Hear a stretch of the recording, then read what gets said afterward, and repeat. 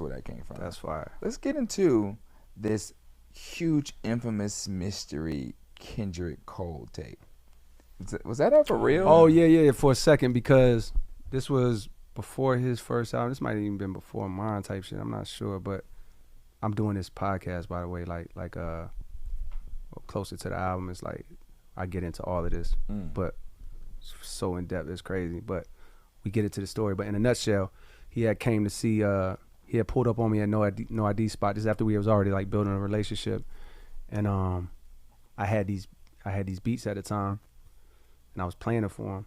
We had was that our first time linking? High Power one of the beats at the time? High Power was one of the beats. There's a few beats, a gang of beats I gave him. Some of them like maybe had a hook on them and a verse, this, that, and the third.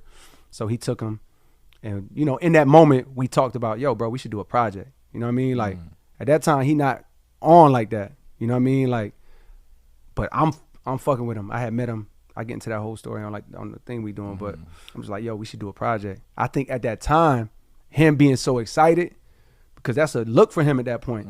So I think he went to Twitter, like, me and J. Cole got something crazy coming, and he put up a picture of us. Yeah. And from that moment, the fan base he had at the time, mixed with mine, was like, what you mean by that?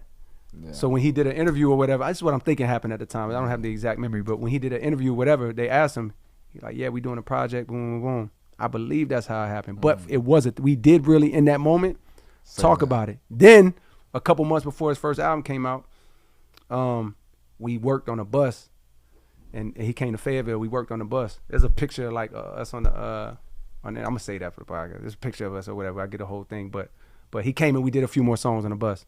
So at one point, it was a real thing.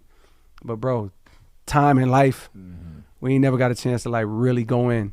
Right. And do it correctly, because that would take time, bro. For us to do something like that's full of our potential, that meets our real potential, bro, that you're gonna need time, like years, maybe. Yeah, maybe years, maybe at least a year. You feel me? And bro, when you got two successful artists with lives and families, it's like, bro, that's hard to do.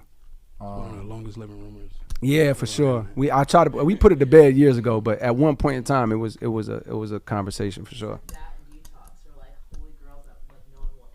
Yeah, but nah, that's real. But it's not like it's a ton of songs. You know what I mean? It's not like it's some album sitting on the shelf somewhere. It's like, nah, it was, you know, yeah. Yeah. Dr. Dre got